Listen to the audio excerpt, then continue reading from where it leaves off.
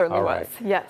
Okay, how's it shaping up for this weekend? You say the rain's starting to die out tonight a little bit, Josh? Yeah, and someone on Facebook said I was the bearer of bad news, and I guess that is the case because, hey, I'm going to be talking about the return of the wet weather. But at least right now, we'll soak up the dry skies that remain over downtown Portland as we take a live look on this Friday evening. Congrats, you made it through another work week as our temperatures are on the cooler side at about 47 degrees right now out at PDX. Hey, the good news, the cloud coverage is just going to stay with us for the remainder of this evening as those temperatures fall back into the low 40s after our daytime highs managed to sit in the mid 50s, but that's slightly below our average of 60 degrees for this day in April. Now, as far as the wet weather goes, really starting to wind down as the clouds start to break apart across parts of the I-5 corridor, and that will be the case over the next several hours. And the Portland metro area itself on the clearer side right now, and then we prepare for the return of the wet weather. So here it is all timed out for you with our future cast.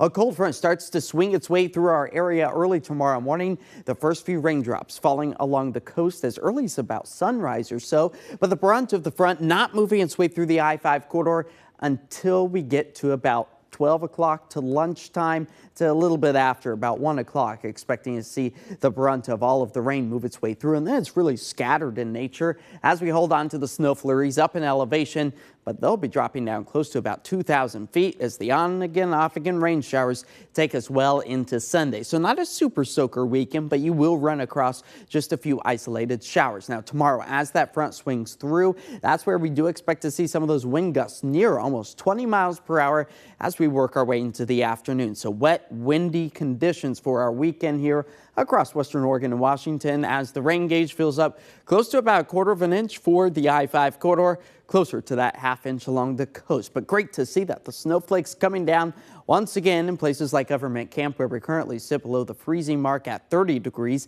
Again, about 2,000 feet is how low the snow elevation drops, and then it starts to retreat closer to about 5,000 feet, but not before we manage to see cumulative snow over Oregon's tallest peak. We're talking about almost a foot possible, again, through the upper layers of the Cascades. Now, this is great news for our skiers and snowboarders because even over the past 24 hours, picking up on several additional inches. Now tonight in the city, 40 degrees, that's where we expect to fall to. The rain shower potential doesn't ramp up until we get closer to sunrise. 51, that's our expected high tomorrow. That cold front yet again doing a number on the mercury as our 7-day forecast does show that drier skies just so happen to fall on Monday. That's when the partial solar eclipse will fall on Monday, and our temperatures getting back up into the upper 50s. So there's the bright side of everything.